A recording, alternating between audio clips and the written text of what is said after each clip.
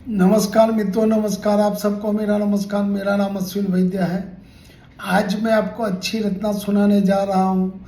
कैसे करें किस पर भरोसा, लोग यहाँ पल पल बदलते हैं।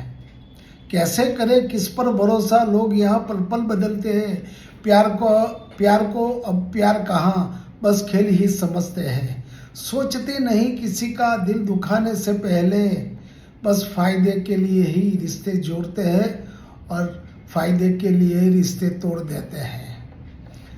कुछ रिश्ते खामोश होते हैं, कुछ रिश्ते खामोश होते हैं, न कहते हैं न सुनते हैं, ना कहते हैं ना सुनते हैं। साथ भी नहीं रहते हैं, साथ भी नहीं रहते हैं, लेकिन एक दूसरे का बहुत ख्याल रखते हैं।